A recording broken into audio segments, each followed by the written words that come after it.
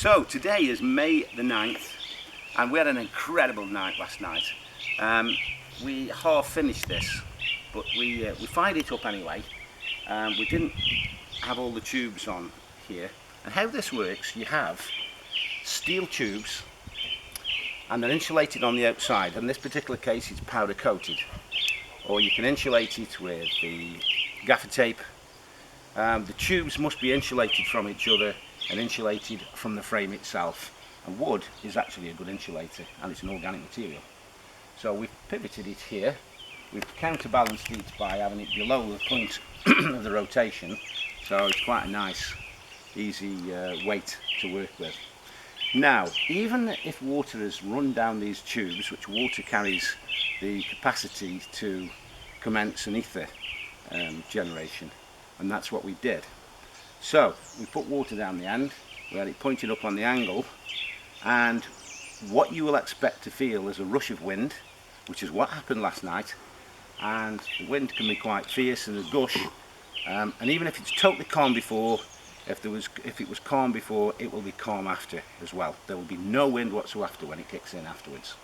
So then you'll start to feel the atmosphere becomes moist, and shortly afterwards normally it will rain. That rain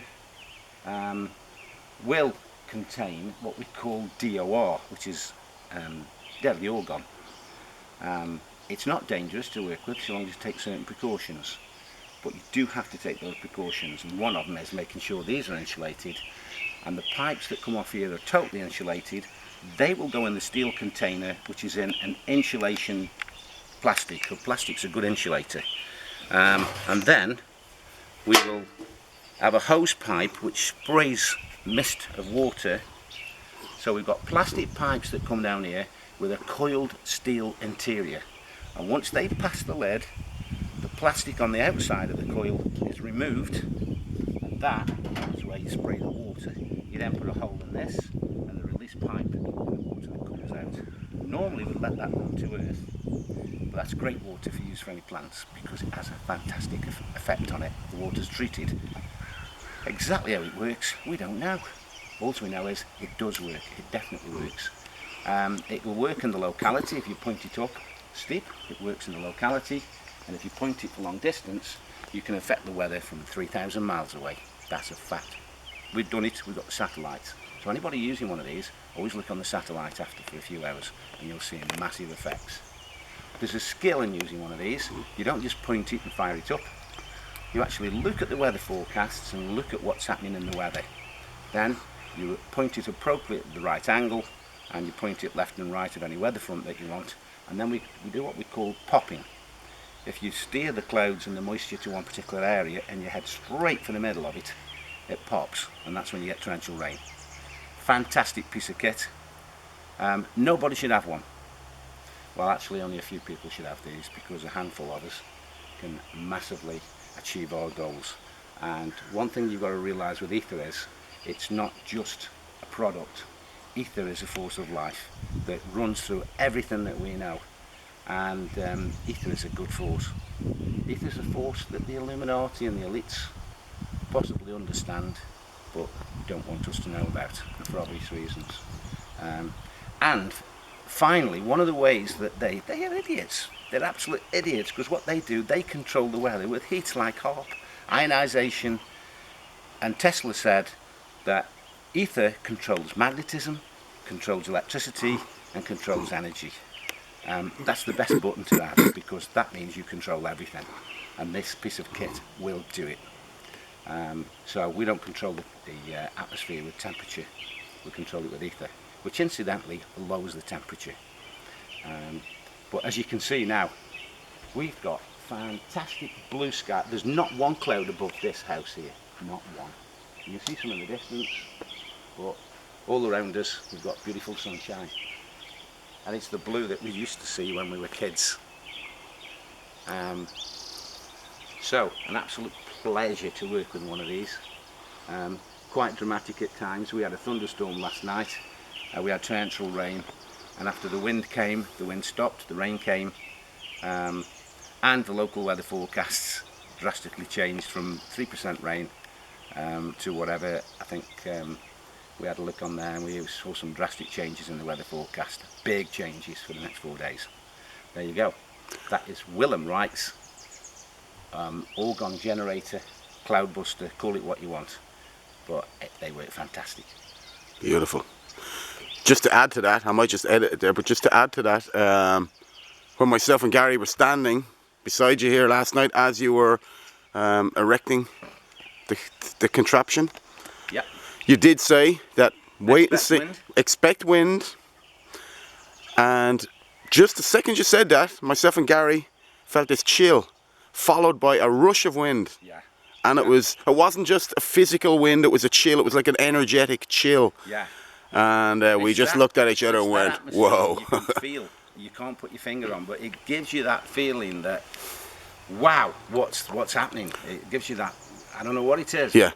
Your mind and your body just feels this energy. No, it was an amazing It's a energy. presence. It's got a presence. And then we got a bolt of lightning that came, and we had a second one later. But you see, it controls the ionisation as well, and that's what causes precipitation. Now, it was giving a 3% chance of rain is all it was given last night, and it bucketed down. The heavens opened for about an hour. We also, the power went off suddenly. Yeah. Oh yeah, we did. And we had local brownouts. Local brownouts in the Lower Mainland. We've never heard brownouts. We've never had brownout. What's a brownout? A brownout is when typically what causes a brownout is overload on the electrical system. Oh, So right. if everybody in the Lower Mainland turned their air conditioner on at one time, there wouldn't be enough power for everybody. But it wasn't hot enough for everybody. Put the air conditioner Yeah, on. so And at late at night, on a Sunday, the industry's shut down. yeah, Nobody's drawing the grid. 11 o'clock at night on a Sunday evening. Okay. And we had brownouts in the Wow. Lower Mainland. So just to explain again, the wind came, as you said, Harry, the heavens opened. Now, it was only given a 3% chance of precipitation. Then, a couple of minutes later, there was sheet lightning over there, exactly in the target zone of where this thing is pointed. Exactly. Sheet lightning, big flash, and it was a very eerie few moments. Yeah, we can also add that we looked at the forecast prior to testing the organ generator, and it forecasted sun, and we ran the organ generator. The electric forecast changed. The telemetry equipment that reads weather or whatever changed, and the forecast on the internet and the iPhones and whatnot changed for today. It was supposed to be pouring rain and 16, high of 16 or something. We ended up capping this off. That's right. A half hour later, the forecast changed again and went from predicted rain to this predicted blue sky. Amazing. You know. Amazing. So it affected the telemetry equipment for the meteorologists instantly. Now, I'll tell you one thing you can do with this, and it's dead funny because no matter what they predict, you can change the weather. And in the UK, I pointed it in 4 different directions and 4 different heights, and we'd actually got snow in one area, sunshine in another area, torrential rain in another area, and wind in another area. And this is literally what they said at the BBC weather forecast, which came from the Met Office, is that we're not doing any predictions on the weather forecast today because we don't know what's going on. That was what he said. Oh, jeez. Wow. So and Stallion, the people that we talked to about that. Here's a piece of kit. This is an ether translator. Now, what we've got is a steel tube which is quite shiny on the inside, which you can see, and that's quite important.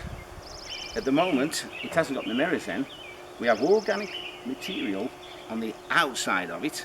You can also have a cone on the inside with organic material, and the best material that we've known to come across is silk, pure silk from the silkworm. In the back here, there are 2 round mirrors, one facing forward, one facing backwards, and this is what Trevor Constable used when he did his air flight tests, and every time he flew with one of these, he generated rain. Can you explain who Trevor Constable is? Trevor Constable took over from Wilhelm Reich. He knew the work of Wilhelm Reich. Obviously Wilhelm Reich died in prison. He was sentenced to 2 years under false charges, and he refused to stop his work, and for that they killed him in prison 2 days before his release.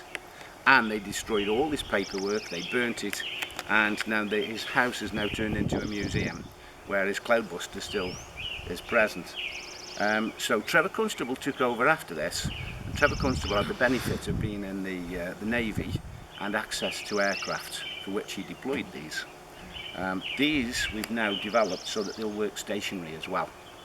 And we do that by spraying a jet of water in the back here, just behind the mirrors, and that causes the ether to accumulate, and then we cap it off here, and that means that the ether will continue to accumulate and produce the same effects exactly as this Cloudbuster behind me will produce. But this is going to be a fantastic piece of kit when this is finished. This can be set up on a stand, so you can alter it on the trajectory, and also you get your degrees on the latitude. So yeah, I can't wait to see this one fired up, mate. This will be another cannon. And Terry will be ordering weather every day, I'm sure he will, but we're going to set up a direct debit for him. Great. Beautiful. Excellent.